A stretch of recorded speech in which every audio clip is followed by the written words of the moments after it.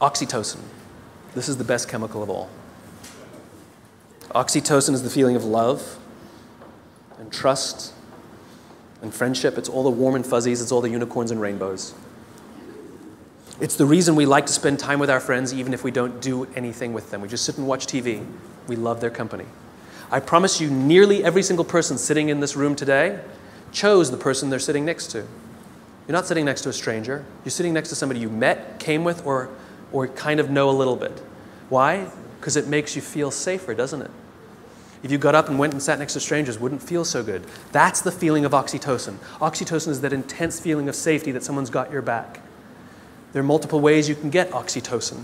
One way to get it is physical contact. Hugging feels wonderful, right? When women give birth to children, huge surge of oxytocin in their body. This is what's responsible for the mother-parent, the mother-child bond, right? It's all that oxytocin in the system. This is why shaking hands matters. Imagine you're doing a deal with someone, and you're ready to sign the contract, and you say, "I'm so excited to do business with you." And they go, "I don't need to shake, let's sign the contract, I'm also excited to do business with you." And you go, "Great, well let's shake on it then." They go, No, I agree to all the terms, let's get this deal done, I can't wait to work with you." You might get everything you want in the contract, but business, relationships are not rational. They're about feeling safe, they're about feeling we belong, it's human. And one of the ways we want to know that that relationship is solidified is with physical touch. Their simple refusal to touch you, to exchange that oxytocin, means one of two things will happen. You will either completely scuttle the deal, or you will go into it nervous. Human bonds matter. Another way you can get oxytocin is through acts of human generosity.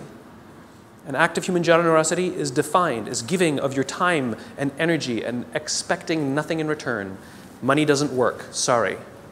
If I told you that this morning I gave $1,000 to charity, what would you think of me? You'd be like, good for you. What, do you want a medal? But if I told you that last Saturday I gave up my day and I went and painted schools in the inner city, then what would you think? You'd be like, nice, cool, I should do more, right? The value of my labor, much less than $1,000, could have hired many more people for $1,000 to go paint schools in the inner city. But you see, as human beings, we put a premium on time because it is an equal commodity and it is a non-redeemable commodity. You spend money, you make money. You spend time, you'll never get it back. Some of you are sitting in this room right now saying, I will never get this time back. I got nothing for you. So we put a premium on people who give us their time and energy. A leader who says to you, I'll pay for something for you, is not a leader. A leader who comes and sits down next to you and says, how can I help you, is a leader. So it's kind of like sending your son an email, right? Dear son, your mother and I care that you feel like a valuable part of this family. Please tell us candidly what we can do better so that you feel like you belong here because we really love you. Love, Dad. Or you go into his room, you sit on his bed, and you say, hey, son, your mom and I really care that you feel like a valuable member of this family. Please tell us candidly what we can do better because we want you to feel like you belong and we really love you. Same words, same intention, same desire. The difference is one you gave time and energy and the other one you didn't. This is the problem with email. It's too easy. It's too easy. There's no time and energy expended. It's too easy. Don't feel anything. If I come to your house for dinner and you make me a lovely dinner, the next day I send you a very nice thank you email, what a wonderful host you are. Or 3 days later, you receive a handwritten note from me with the exact same words that were written in the email. Which one makes you feel better? Handwritten note. The sentiment was the same, the words were the same. The difference is one took a little more time and a little more energy. Leaders are the ones who give us their time and give us their energy, not the ones who give us their money. It doesn't count, it doesn't work, just biologically doesn't work. This is how you get oxytocin, doing nice things for people that require that you sacrifice a little bit of time, a little bit of energy, something you will never get back. And if you expect something in return, then you weren't really giving in the first place. You take someone out for dinner because you want them to hire you, you're not really taking them out for dinner. You want something in return. It's just a protracted transaction. It's not relationship building. It's nonsense. I was walking down the streets of New York, true story, and the guy in front of me, his backpack opened and a bunch of paper spilled out on the street. Didn't think much of it. I bent down, gathered the papers up, handed them back to him, and pointed out that his bag had opened. I did a small act of generosity for somebody. I got a small burst of oxytocin. I felt good.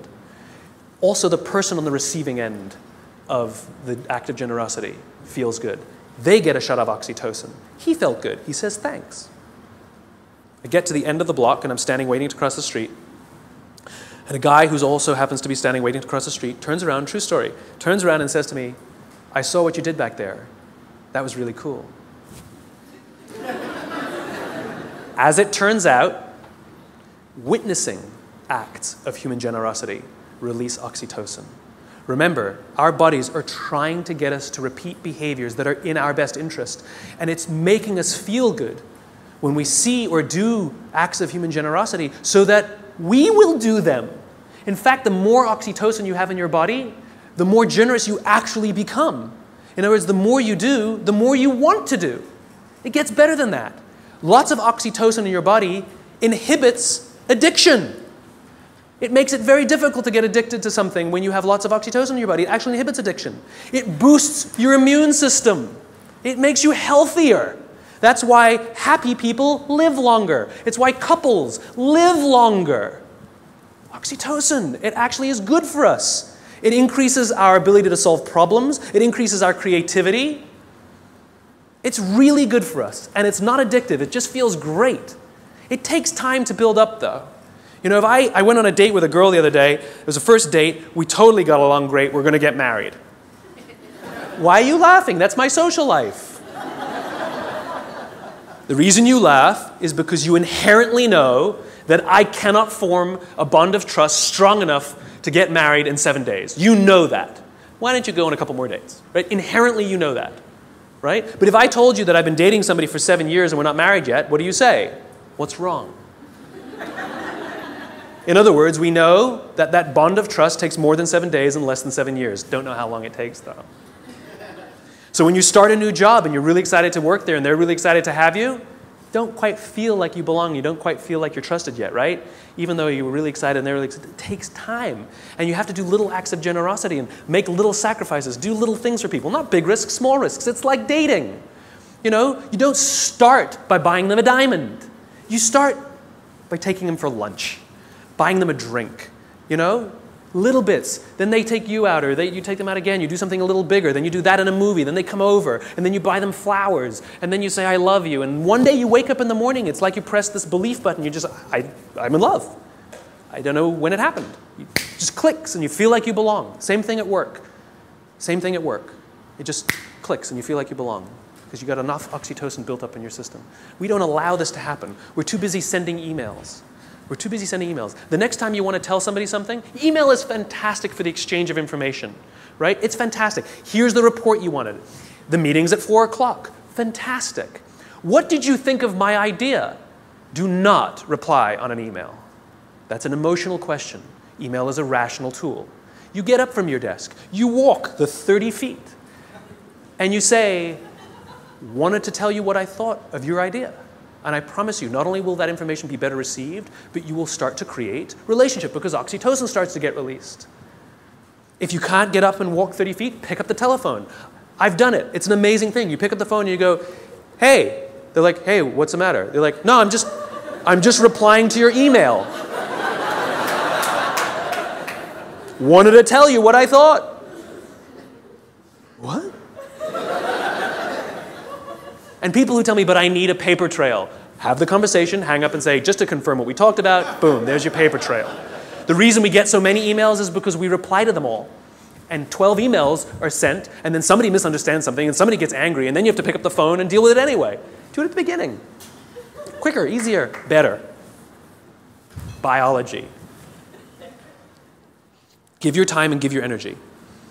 And this is why leadership is really difficult, because you can't give it to everyone because you don't have enough to give to everyone. You just can't.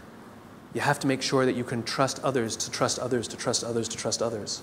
And this is what happens in this circle of belonging, in the circle of safety.